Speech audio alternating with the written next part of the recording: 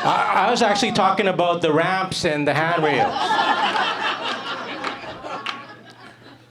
This COVID thing is not ending. It just keeps going like those Fast and the Furious movies.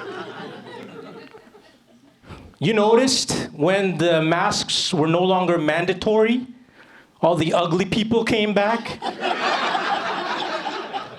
This guy knows what I'm talking about. My dad, he's a senior. In the beginning, he didn't want to take the vaccine. I understand, it's unknown, right?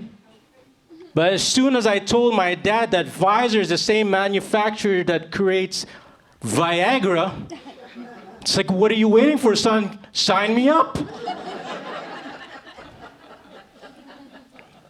My wife and I just recovered from COVID.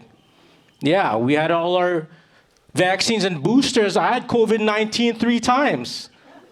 Yeah, you can say I had COVID 57.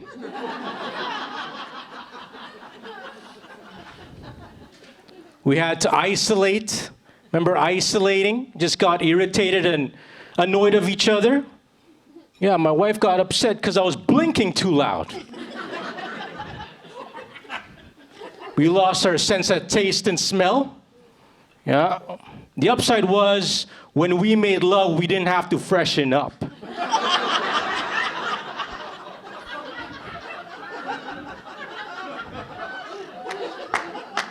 After COVID-69, my wife, I was just laid on the bed, spread out, while my wife got dressed. You know what she whispered in my ear? She said, "The money's on the table."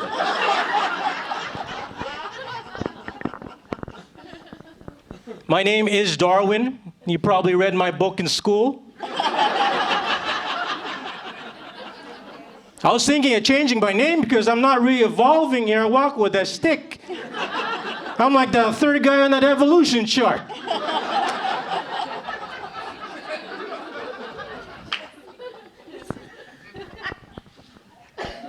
I'll tell you my true story here. I wasn't born this way.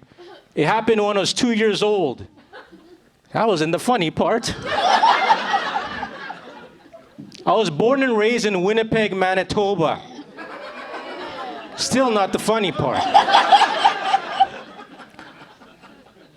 I went to bed with a fever. Throughout the night, my whole body was just tingling. I didn't think anything of it. The next day, I was paralyzed from the neck down. Yeah, my parents rushed me to the emergency, found out a virus hit my spinal cord called transverse myelitis. It's similar to polio, but way sexier. Yeah. That's right. Did you just snort? I love it. Think about my parents left the third world country, the Philippines, no health care, no clean running water, came to Canada, free health care, clean running water. I went to bed, boom, woke up paralyzed. Like, Ma, should just stayed in the Philippines. I could be pickpocketing tourists right now.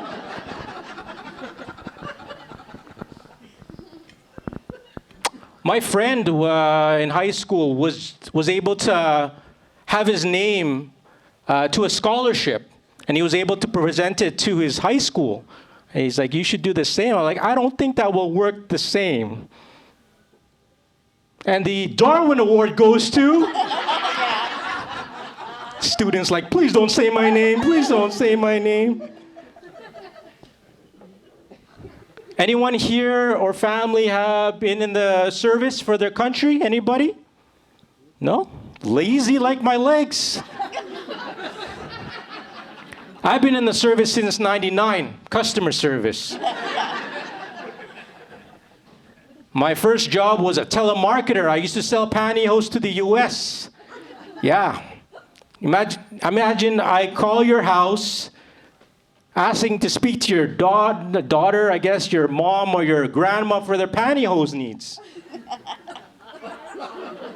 I had a gentleman, I got on the phone. I didn't quite hear him. He said, "My wife's deceased." I thought he said his wife's asleep. I said, "What time does she wake up?" Being customer service on the phone, I got to verify by name. You know, I come across these different names that you cannot not make fun of, you know. I had a gentleman call in, his name was Jeffery Dom. Yeah, I said, oh, almost. If you guys don't know who Jeffrey Dahmer is, he was a serial killer in the 70s. He would kill his victims and eat them. Yeah. My wife and I just watched a documentary on Netflix. For some reason, my wife was in the mood. I'm like, Jeffrey Dahmer eating people? You want to eat my penis? Not tonight.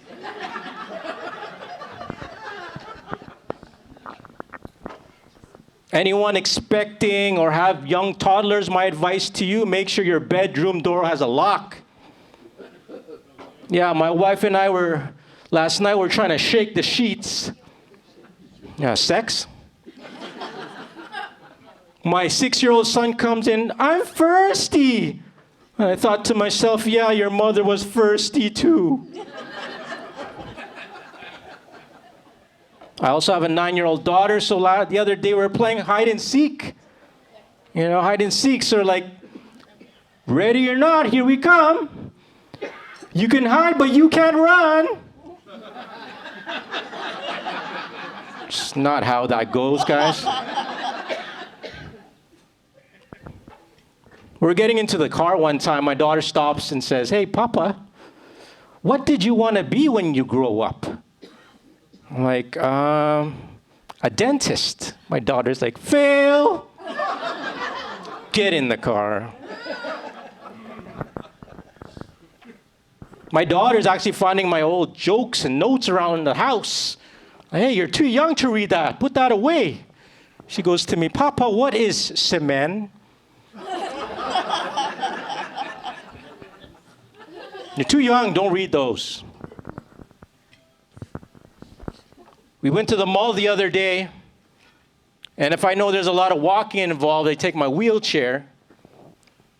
We got into the mall, and my kids saw these kids riding these furry animals on wheels. You ever seen them? They're motorized vehicles that run through the mall like that. So anyways, of course, the kid's like, I want to try that. Went to the store, found out it was $60. I said, sit in my lap for free. You want to go faster, just squeeze my balls.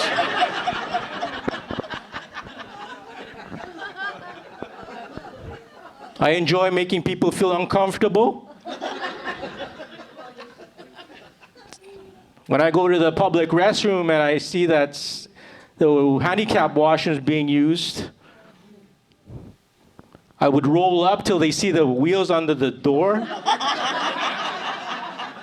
Just wait there till I lose my patience. You better be disabled in there.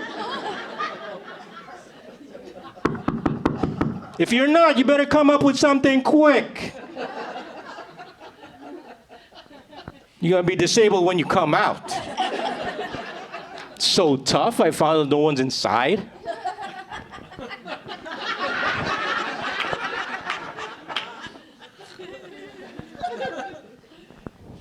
I went to the local Shoppers Drug Mart right before this show. I found it was like a panhandler right by the door. Yeah, and I just passed him, went inside, and I thought to myself, why did I do that? This guy needs help. If I see him again when I come out, I'll go talk to him. Came out, still there. I asked him, I know you want money, but what do you want? Are you hungry? He goes, yeah, I'm hungry. So in my head, I'm like, I can pay for this guy's food. Bag of chips or a can of pop or something. This guy wanted a white spot. I'm like, yuck, I'd rather give you the drugs.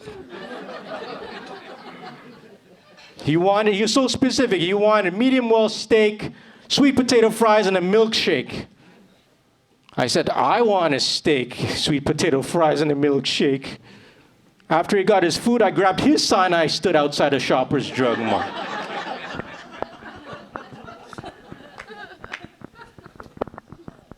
I don't know if you guys know about this, but in Seattle, there's a tour for Bruce Lee. Did you know this? It's there. You go there, there's a tour of Bruce Lee. There's a museum of all his old photos and memorabilia. They show you a tour of the vicinity. They show you where his hangouts were, his martial art studio. But then for some reason, the tour guide brought us to the grocery store. I'm like, is this Bruce Lee's favorite grocery store? He said, no, but bok choy is on sale. don't even think that guy worked there, man. I'm telling you.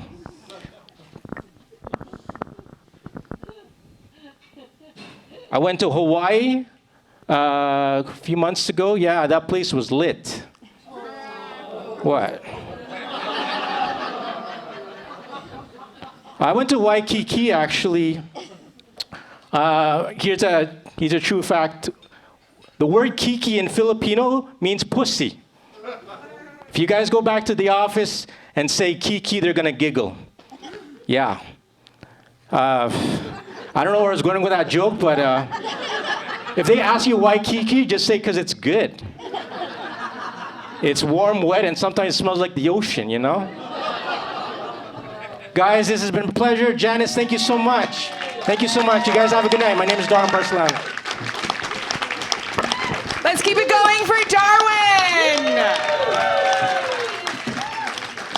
So this was the first half of our delightful evening.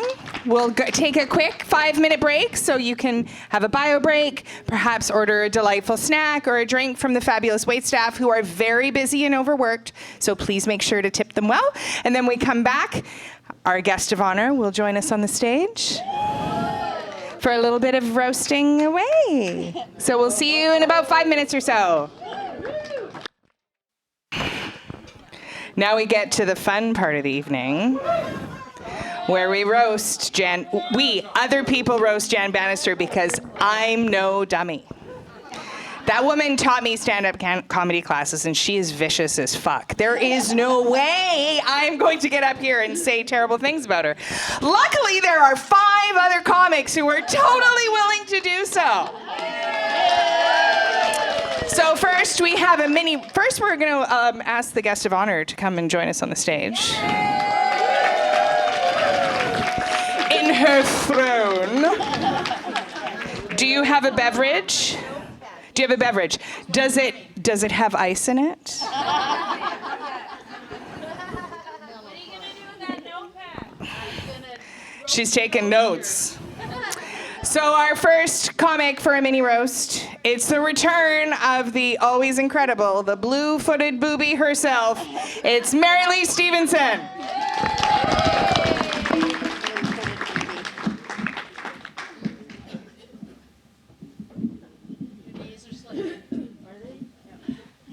Your knees are showing.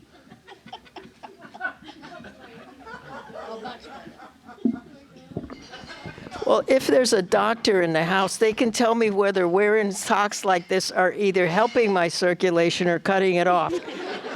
I don't. But that's no from here up. From here up, yeah. I like this.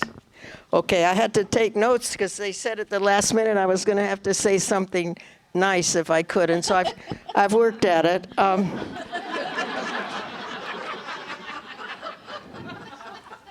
You okay, Janice? I am. You're not worried that the truth is going to come out? No. You're okay? Yeah, if what is it called, imbibing sufficiently, you don't even notice the criticism. But actually, I got to tell you, not long ago, I did take the class. I mean, we've known each other for about 20 years.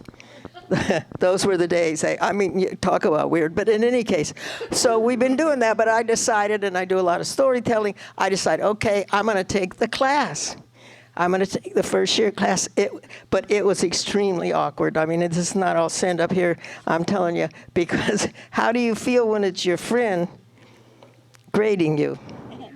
And you have to ask yourself, what grade, what am I mean, I got a PhD. I've been judged before, but this was awful. And then it's the way she goes about it, okay? Because I'm thinking, is it going to be like a letter grade? Or in today's world, is she just going to talk about not quite reaching potential? You know? What's it going to be? And then finally, I'll tell you how it was. You can believe me or not. But if you made a mistake, she didn't have to come over and tell you anything. She just had the mic fixed that it tasered you. Or if she felt you had a big problem, it was going to last a long time, then you didn't have the little covers that Darwin said, and you get COVID. Either way, you're just, yeah. So I hope I've learned, friends. I hope I've learned. Otherwise, I'm having another breakdown. And I have to mention this breakdown because I'm glad it was mentioned that she was in psychiatric nursing. And I have to say I had this dreadful business problem and had about a 5 or 6 year prolonged breakdown. And I would call people all the time. Because I'm not one of those people that when you're distressed, you turn in on yourself. Fuck that. I go out and I call everybody all the time. I even kept a journal, have talked to so-and-so, and then I'd see 15 minutes later. So there was caller alert. And I wasn't as loved then as I am now.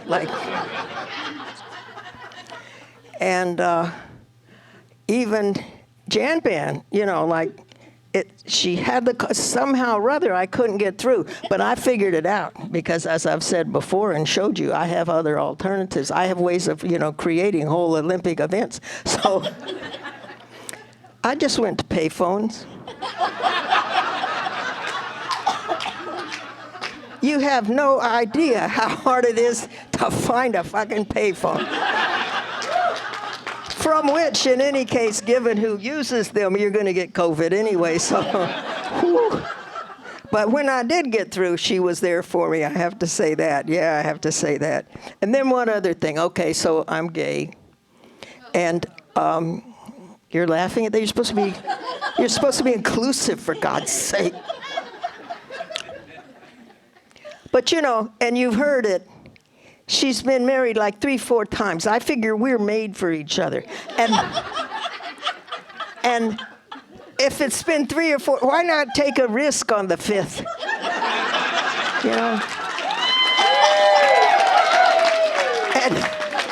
And one day we're going to look at each other and it's going to hit her. She's going to realize it. And she's going to leap into my arms. And then, of course, I'm going to drop her, and that's the end of the relationship. Yeah, that's right. We'll be together finally in the recliner chair. But I want to be clear that at that time and many other times, and I say in all seriousness, without Jan Ben, I wouldn't be here today. So thank you. Do this.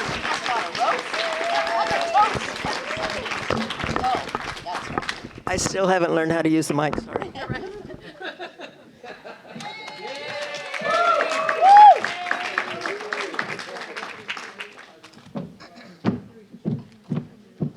Was anyone else surprised to find out that Marylee was gay? Completely shocking. Shocked. Our next roaster goes by his stage name, Captain Charley. No, he's not a stripper. He's a former student of Jan, and she coached him for a comedy contest where he made the top 20 nationally. He's the Asian gay inflammation. Show your appreciation for Captain Charley. There he is. How do I look? Oh, sorry, it's about Jan tonight. It's an honor to be here tonight to celebrate and to lovingly roast our beloved comedy teacher and dear friend, Jan Bannister. It's been a while, Jan. It has. Wow. I met her 11 years ago. A lot has changed since then. We both gained 20 pounds. What else? I got a new nose, and Jan got new hips. Yay, us! In all seriousness, I learned a lot from Jan. The best advice she ever gave me was, be yourself, but gayer. How? Yeah. So I hired Jan as a private coach because I don't get along with people. And she was instrumental in preparing me for this contest called the People's Champ of Comedy. Have you heard of it? No? Well, there were 60 contestants from all over Canada, all vying for the top prize of $20,000. It was kind of like a beauty pageant, and Jan was like my pageant coach. She would tell me what to wear, how to talk, which judges to sleep with. I said she's beloved, not ethical. I want to win so bad, I even slept with a female judge.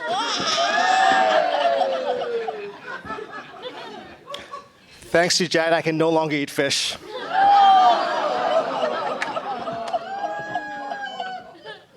Hey, I made the top 20. And thanks to our, due to our agreement, Jan took 20% of my cash winnings. So, Jan, I hope you enjoyed your $20. Oh my God. What's my next joke? I'm so nervous. It's been 10 years. Oh, right. I just realized it. I just slept with 3 judges for $80. Jan, you are an incredible comedy coach, but a terrible pimp. Oh, Jan and I were in a documentary together. This is a true story. Oh, I forgot about that. It's not Tiger King, different lady.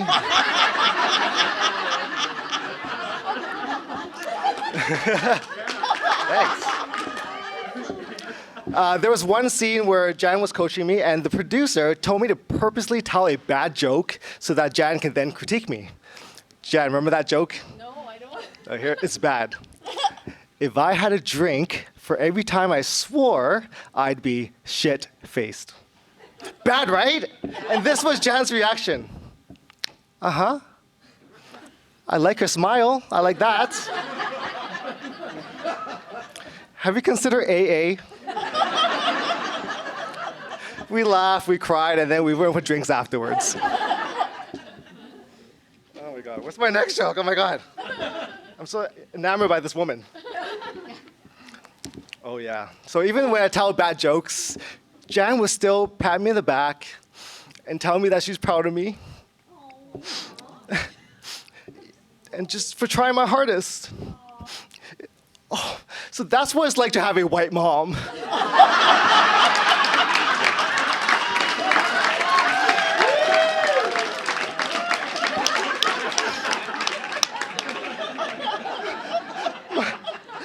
My mom would say, "You don't do, you just die, bad.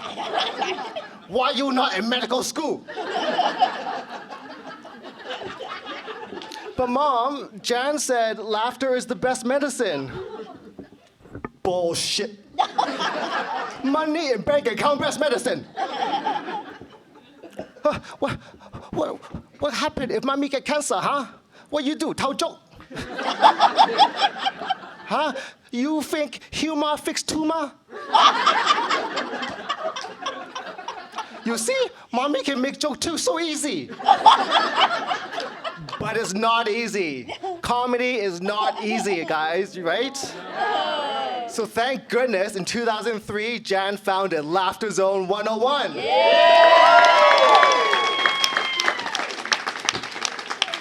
Since then, Jan has been molding new talent and tickling funny bones for an incredible 20 years.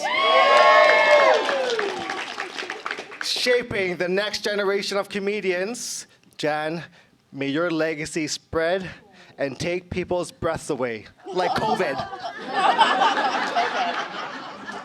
And to all of Jan's students and alumni, may all your jokes land, unlike Malaysia Airlines.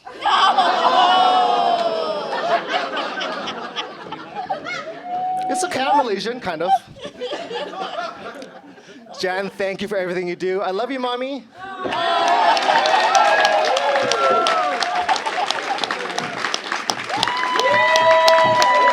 Let's keep it going for Captain Charley. Fantastic. Charley will be performing later just down the street at the Paramount, and man, is he gonna freak the fuck out of the people there. Gayer than the day is long, our next performer was performing pride shows throughout BC and Alberta this summer. He's here on his weekly day pass all the way from Yaletown. Please welcome to the stage, Jason Martin. Hello, hello, hello. Yes, I am a bit of a Yaletown bitch. The last time I left Yaletown is because all the Earls were full and Joey's wasn't taking reservations. I have to say, like most comedians, I totally procrastinated. So all of the jokes tonight I wrote high as a kite 3 hours before the show. So we'll see how well this goes. Tania did say I can't be mean, but I'm a 50-year-old judgy gay man. So we'll see how well this goes. Janice, you started comedy so long ago. She was one of the few women in the business, but lucky for Janice, she has the voice and volume of at least 3 male comics. You know, as the saying goes, Janice, some have a voice for, or a face for radio, but Janice, you have a voice for monster truck rallies.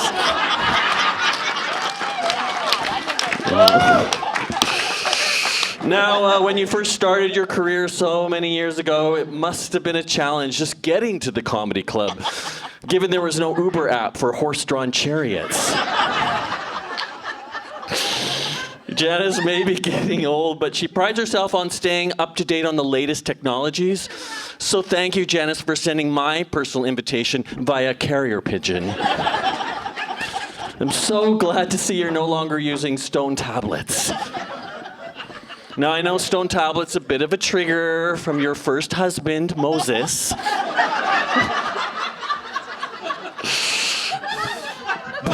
But to be fair, you have quite the romantic record. You know, she talks about this in her bits about being a cougar. In fact, if it wasn't for that crucifixion, she would have dated Jesus. But you know, with all of this age and wisdom comes great taste. And I have heard, Janice, that you have a seasoned palate when it comes to wine.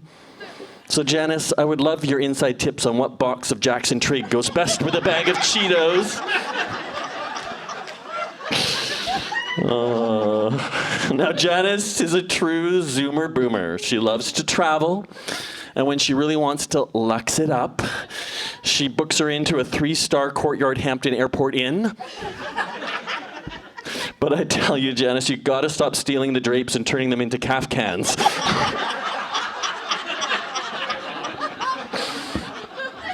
I have to say, I loved your 2-year stint on Three's Company as Mrs. Roper. Oh, Janice, you are fucking hilarious. You're a great comic to learn from. You bring out the student's unique point of view, and you have this smooth way of getting feedback. And by smooth, I mean you sound like an industrial-grade Vitamix blender. Which comes in handy when you have to turn your student's chopped liver into a smooth, palatable pate. But you know what? This you have to give her credit. You know, have an applause for Janice. This powerful voice gets results. I mean, forget Al-Qaeda torture techniques. 10 minutes of interrogation by Janice Bannister, and you'll be spilling secrets faster than the Housewives of Beverly Hills during a 7-season rating slump. Now, Janice, she's a talented comedian, also talented storyteller, but she's also an attentive mom and grandmother. In fact, way back when she was parenting, she might have been qualified as a helicopter mom. Except for the fact that would have been centuries before the invention of flight.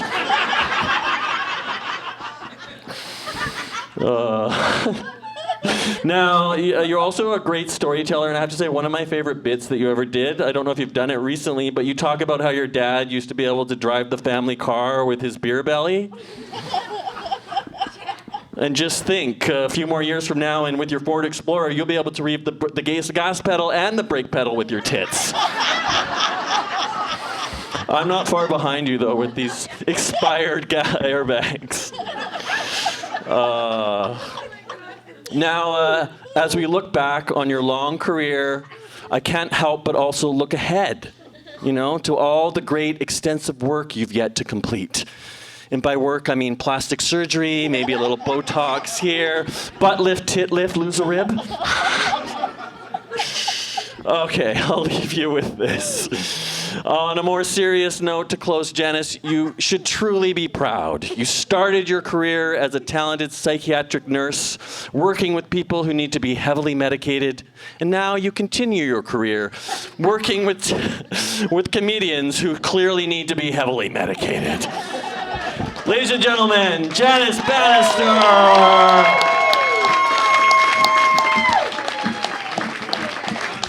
Let's keep it going for Jason Martin.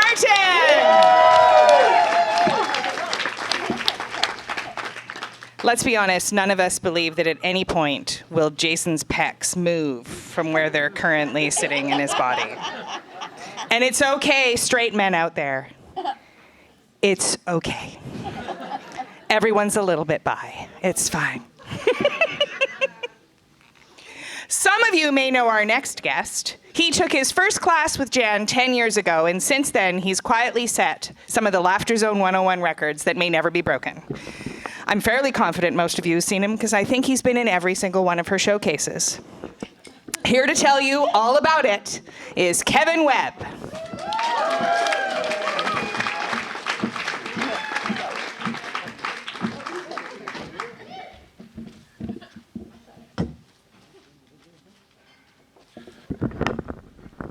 Got Jan's copy here for her to read along with.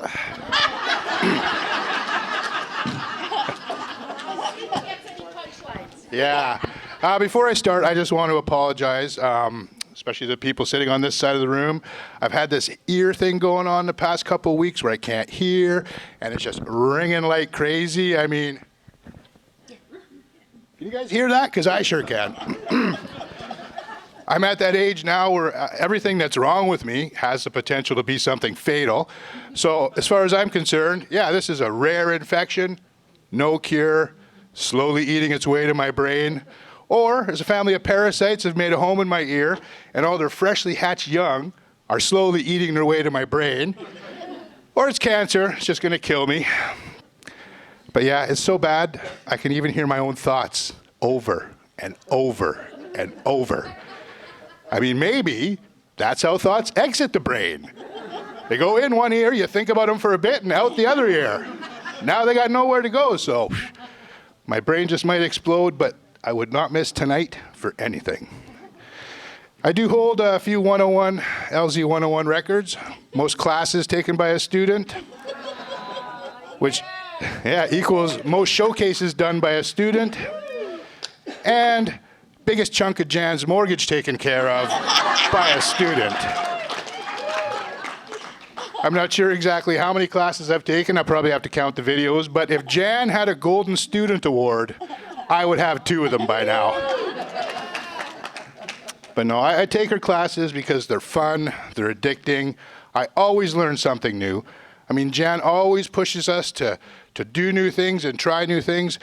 Even doing a show in my underwear.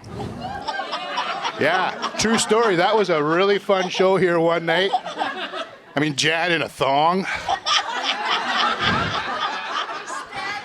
It was, and it was fun.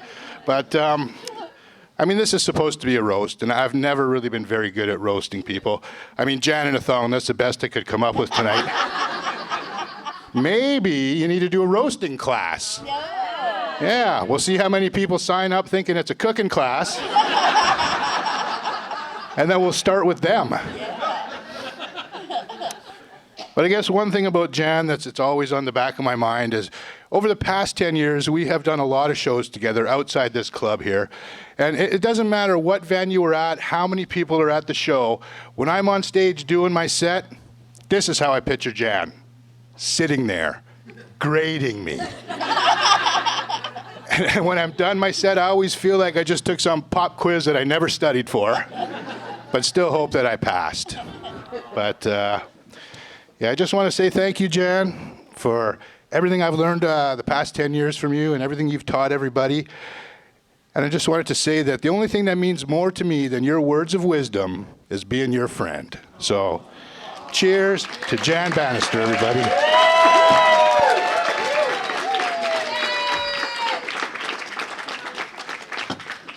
And that's all I have for you. Thank you very much.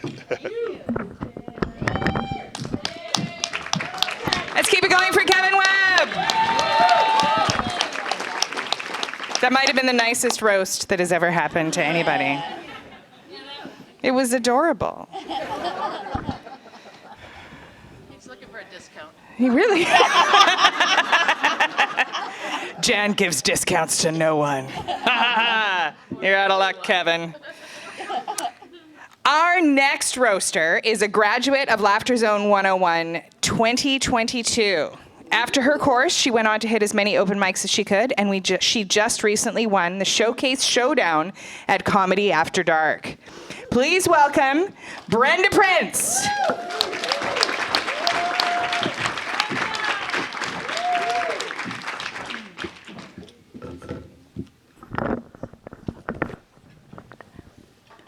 Okay, I'm so happy to be here. I'm glad you're all here. So when I was first asked to be here, you couldn't give me enough money to be here, and they didn't. And like they. Oh dear, that's what we kept tightening. Okay. Did I get a D now? Yeah.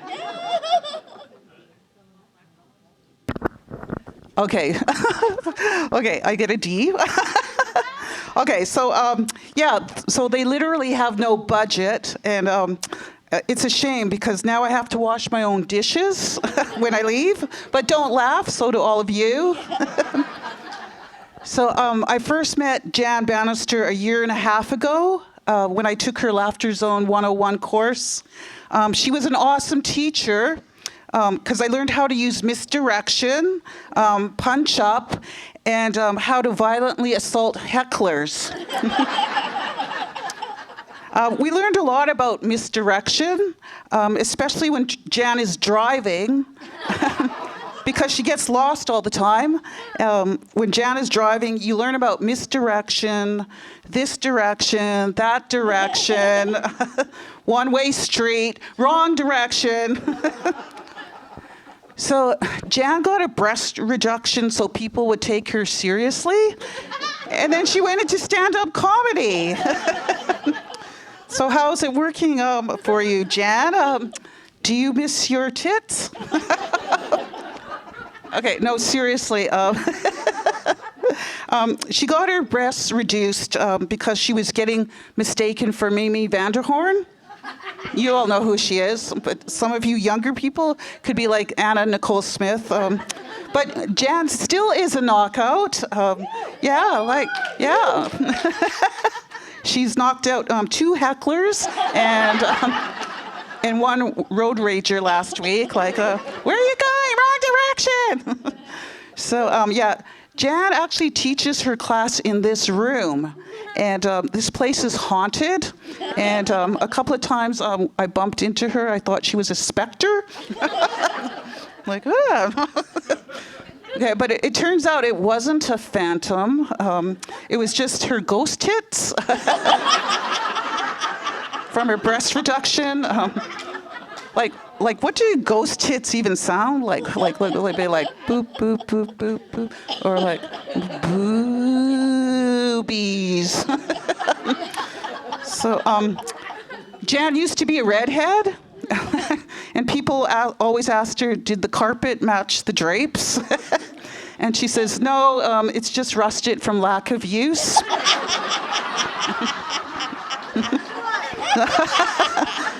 So, you can usually catch Jan on pension day at the Reitmans.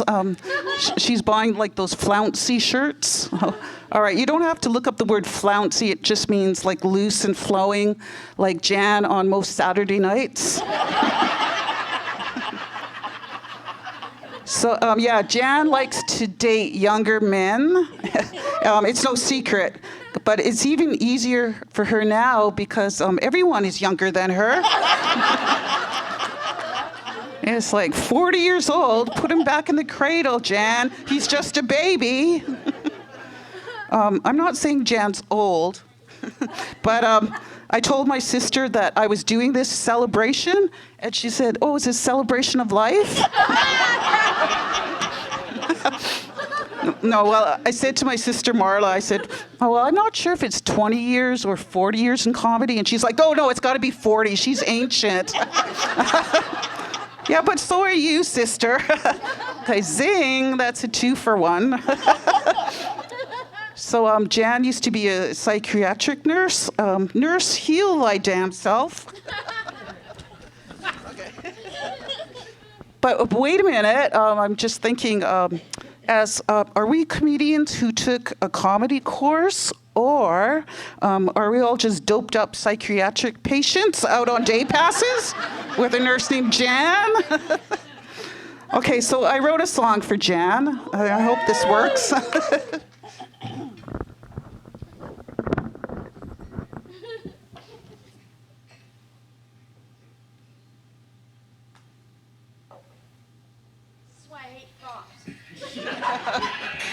Can you hear this? Can you hear that? Okay. Revving up your engine, listening to her howling roar. Writing under tension, hoping that this joke won't blow. I went to the laughter zone.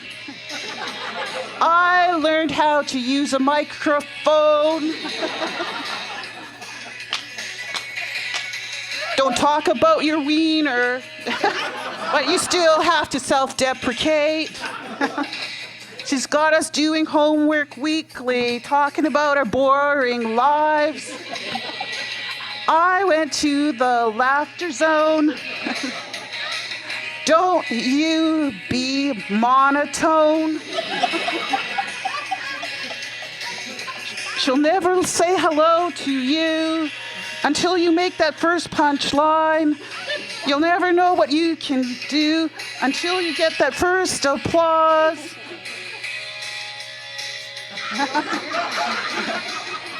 Out along the edges sits a lonely heckler. Once he yells out, Jan will bust his balls. I went to the laughter zone. Don't have too much testosterone. I went to the laughter zone. Please don't record this on your phone. I went to the laughter zone. I'm as funny as a Flintstone. I went to the laughter zone. All right,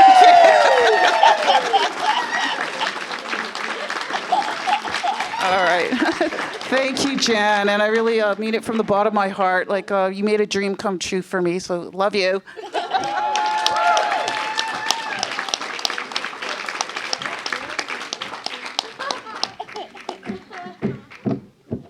All right, all together. I went to the laughter zone. Nicely done. Let's keep it going for Brenda Prince.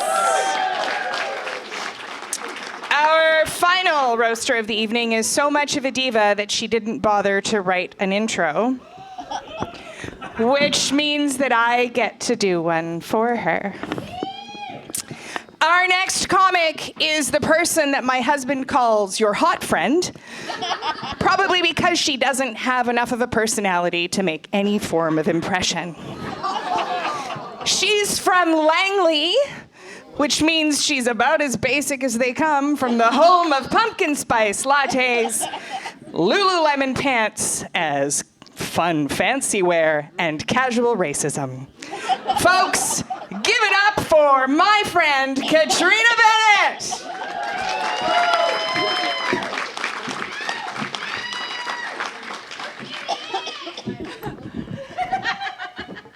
Listen.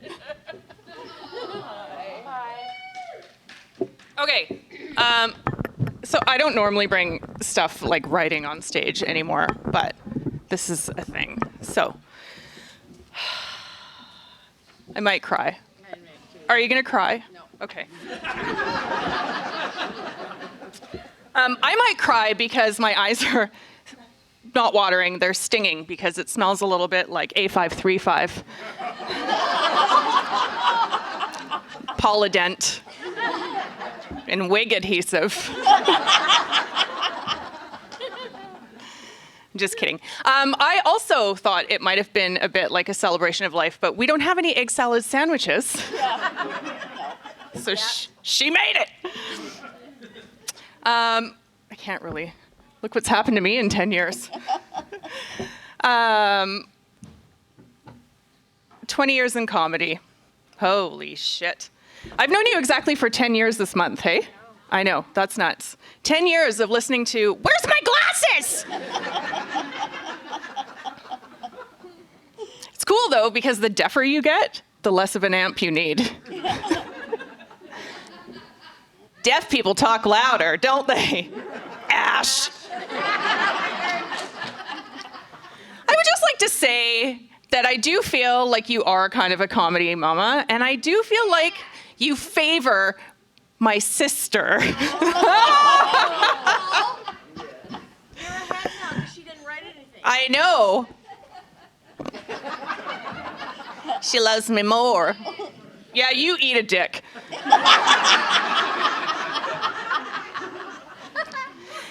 I was trying to think of what to say. I don't have a lot of shitty things to say about you. To your face. So I thought I would just do a little comparison because since you are the Queen of New West, I would just go through a couple things that you have in common. So, New West was established in 1859. The same year that Jan made her pilgrimage from the Kootenays. The Pattullo Bridge, under certain circumstances, can get a little backed up. Lucky for you, you just need a little teacup of prune juice to get you flowing. I know, it's like shit jokes. What do you want? I didn't fuck. Okay. 10 years. 10 years. The years have been as long as the whiskers on your chin. You have gotten a little more generous with age, though. You're not so stingy anymore. I haven't picked up a tab in a super long time because every time the bill comes, I just say, oh, I got the last one.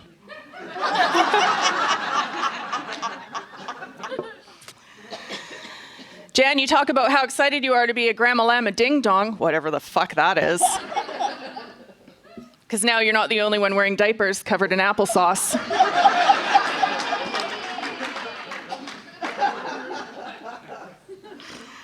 Oh, New West has one of the busiest ports in Western Canada, servicing and docking many hungry seamen.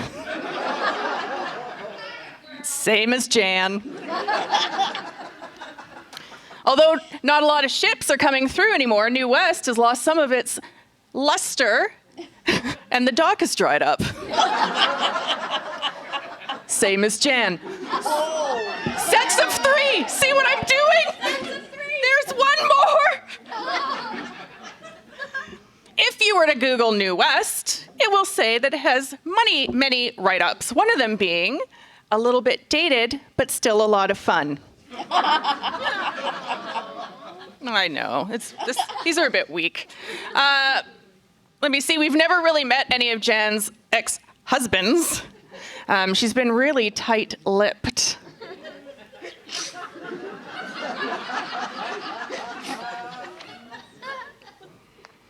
I thought your lips were farting there for a second.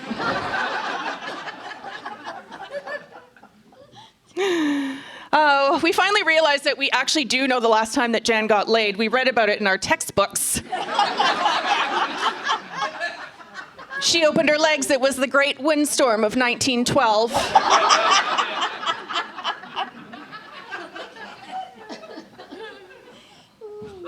Although Queen's Park is a beautiful place to visit.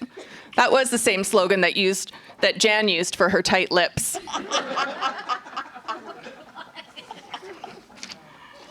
What else? There's lots of things to do in New West as well, I've learned. There's an arcade that's close by. I don't know if you remember this, but you're going to have to do it actually with your grandkids. How old are they now? 7 and under. Almost 7, and almost 5. Okay, so if you guys know, there's a game in the arcades, and it's called, it's It's like a thing. It looks like a twister pad, but it lights up and you have to dance to the beat of the music. Do you know what I'm talking about? Yeah. Dance Revolution. Exactly. So what I was thinking is that, you know how you were talking about how your boobs hold up? How your boobs were so saggy they held up a laptop, not the pencil anymore. Right. But I was thinking that now you could have an advantage. So you could just let those fucking puppies out, and you could win a doubles on the Dance Revolution.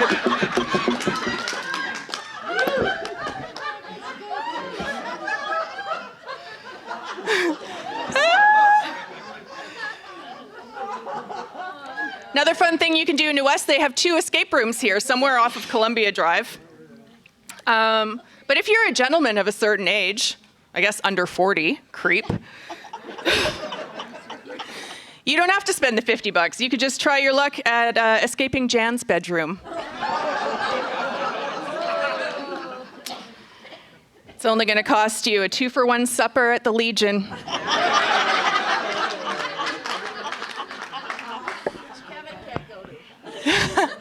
I'm sorry, I don't have a lot of crappy things to say to you. So, I will say, I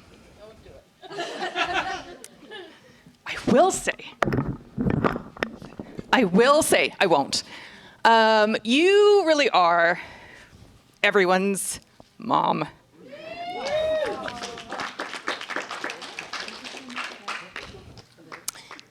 Even though we're almost as old as you.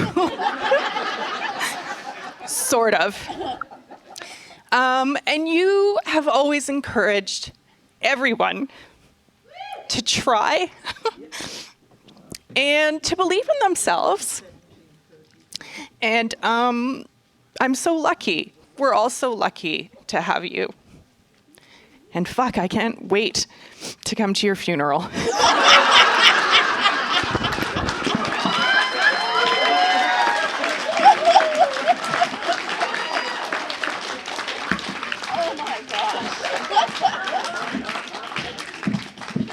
Let's keep it going for the 2-time runner-up with BC's funniest female, Katrina Bennett. That asshole in the back won, by the way, but she's refusing to come up because if you want to talk diva, that would be Ash Dewan. And now the moment we've all been waiting for. The myth, the legend, the comedy mama, the most terrifying human in the room. Okay, that's enough. Don't take my mic, lady. I could totally take you out by kicking you in the ankles. She's totally right. She could not. Folks, give it up for our favorite person, Janice Bannister.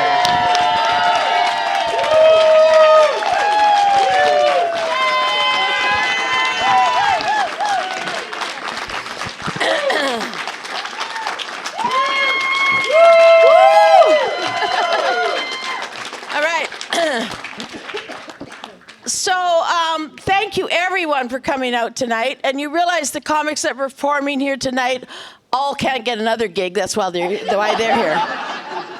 None of them are booked anywhere else, right? That's their problem. So, but people ask me, 20 years of comedy, what's it like? Well, I'm going to tell you a little bit about it. It's 1,753 students. Wow. Right. 4 of them were good.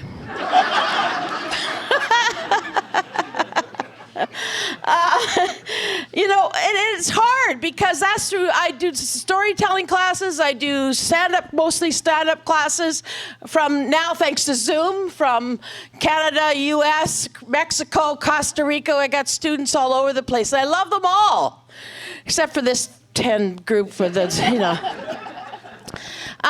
my first show was at a little club on Commercial Drive.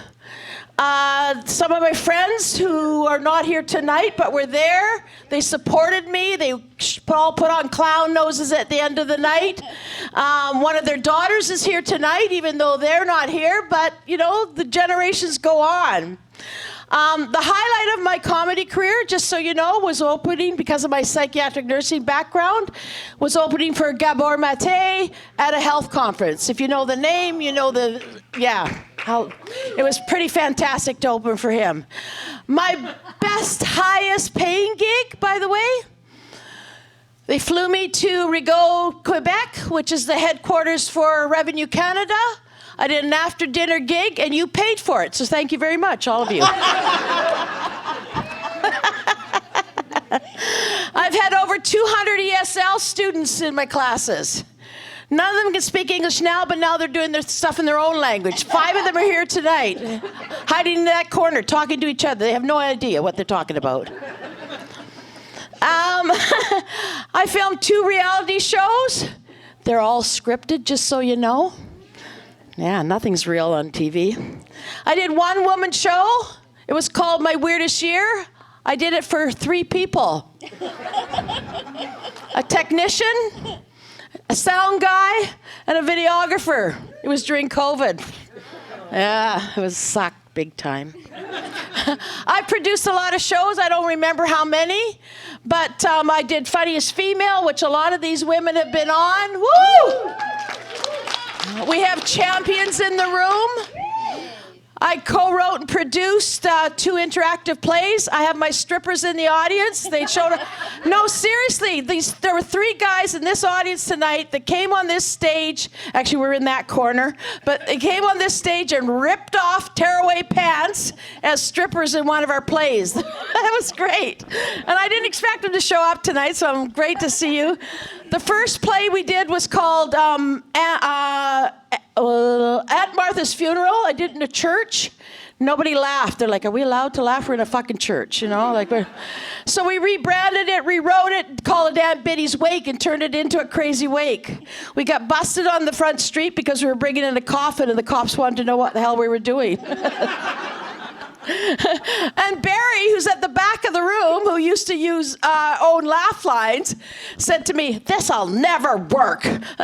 But we did it. We sold it out twice. We sold it out every night, and it was a great show. So, you know, you got to take risks, and I think the comics that were on tonight, you know, that's what you got to understand is comedy's about taking risks. It's about sharing your life stories. It's just about do you.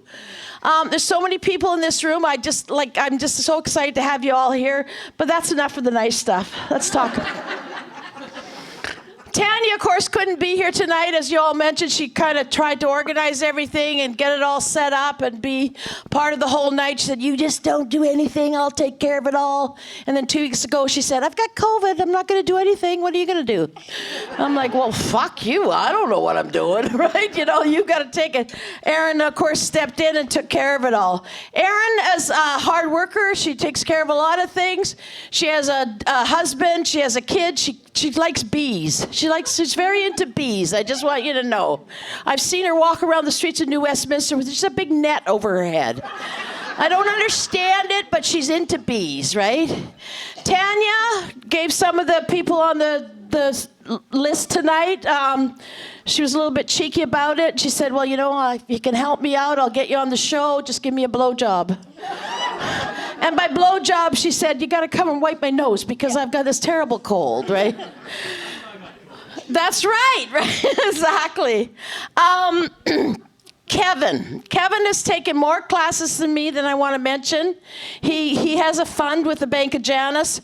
He just keeps coming back and coming back, but he does. He dedicates himself to it. He works really hard.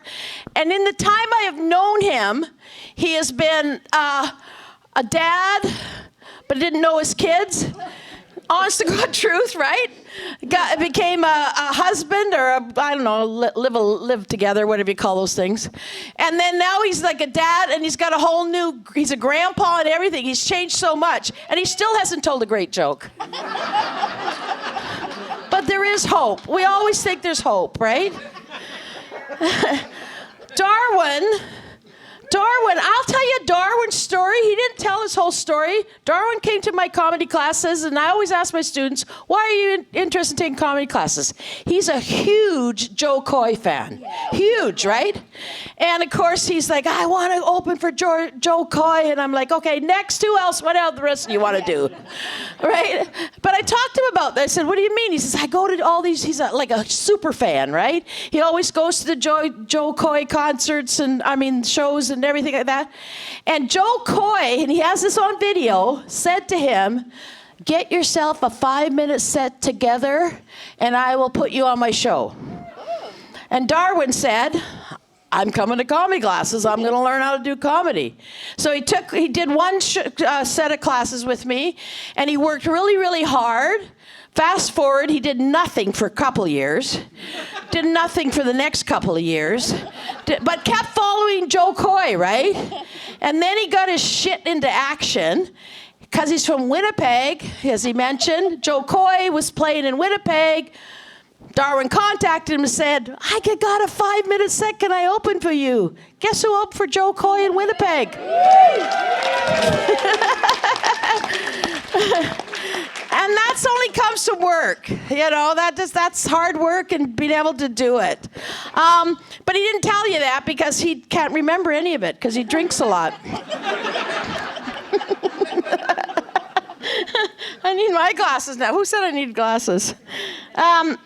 Helen Schneiderman. Did you even mention your last name when you're up there?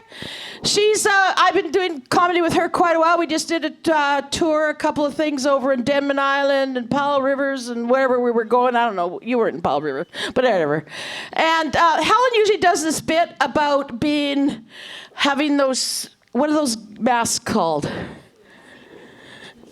CPAC machines, right? CPAC, is that what they're called? Yeah, so she just did a holiday with her friend, Sid Bozell, who is a very successful comic, was just on Canada's Got Talent, one of my comedy students as well. And the two of them both have CPAC machines. And I'm like, how the fuck is that gonna work?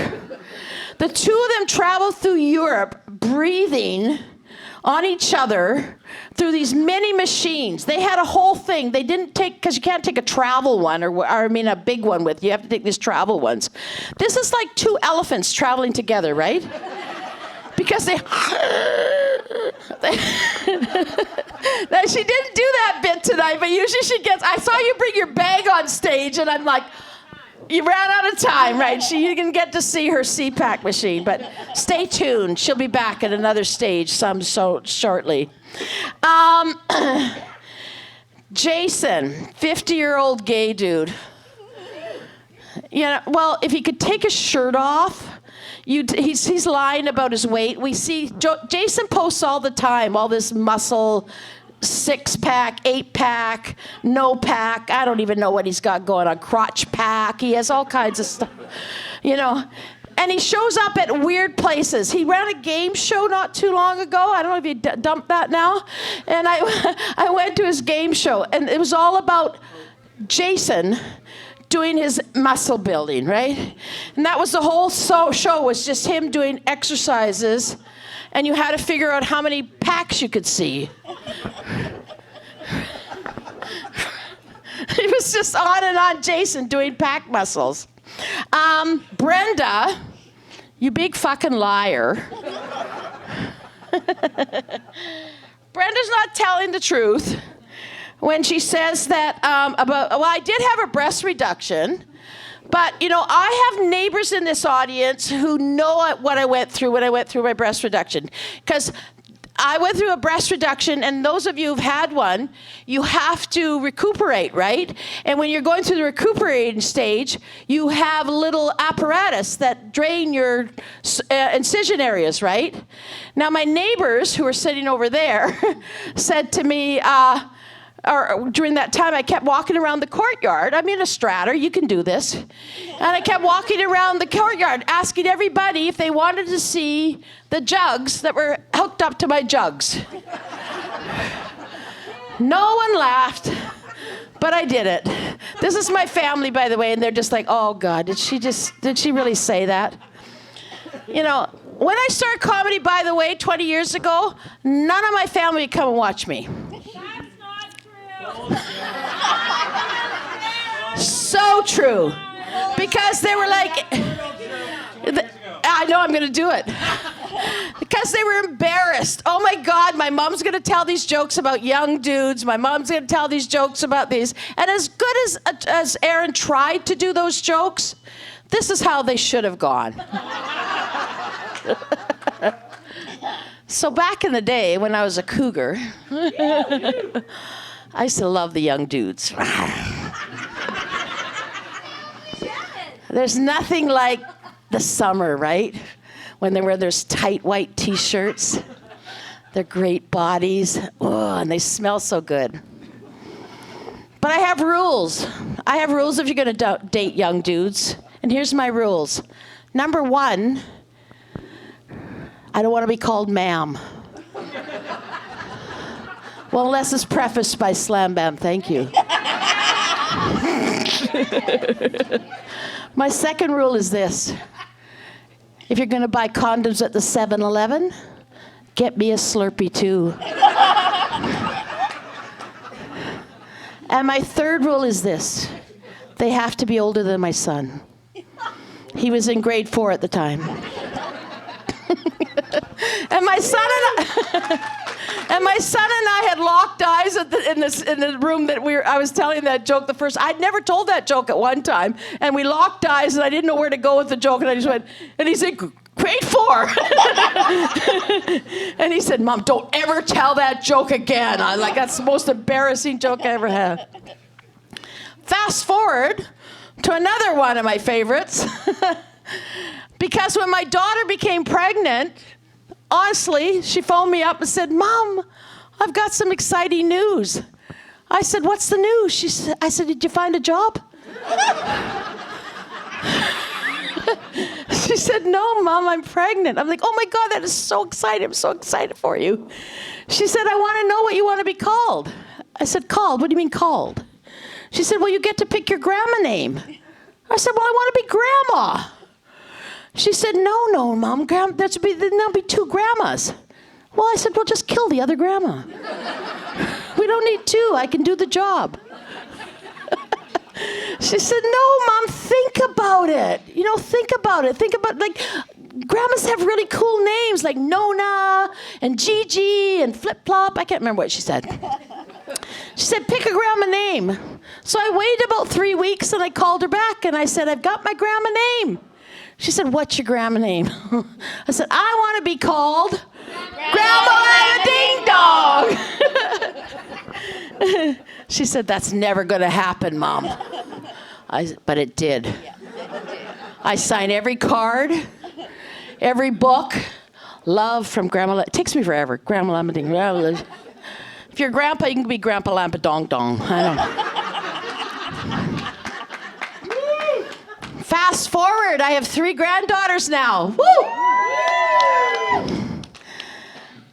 And they're all the biggest yappers you've ever met.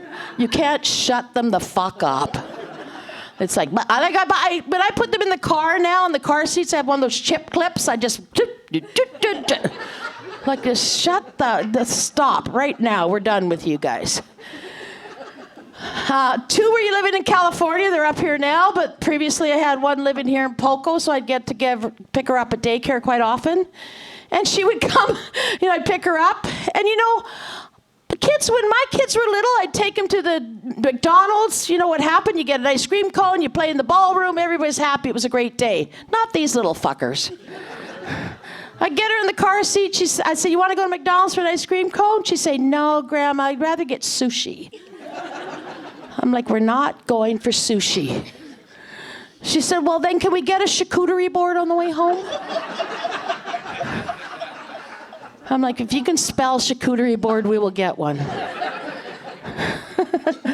one of the highlights of my career was when I was in a Poco pub doing a set, and I did that same bit, and that little girl ran out of her dad's arms, ran up on the stage, grabbed me and said, you're talking about me, right, Grandma?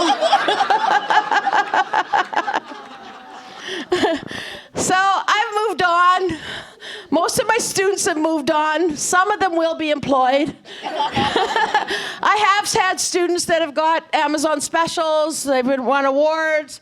But you know what? The bottom line is this. Make people laugh. Share your joy. Share your laughter. You know what? Take the risk. My last class I showcased last night here. A woman was diagnosed in June with a brain tumor. She was on this stage last night. She had things to say. I think all of you have things to say. Just get up there and fucking say them, right? So I thank you all for coming tonight. Again, I'm sorry none of these people can get jobs. But hopefully they'll end up somewhere within the comedy world. But in the meantime, they're my people. I'll be their comedy mama anytime. Thank you for my family for coming. Thank you for my friends for coming. Thank you all for coming. My name is Janice Bannister. Enjoy the rest of your evening. Peace out.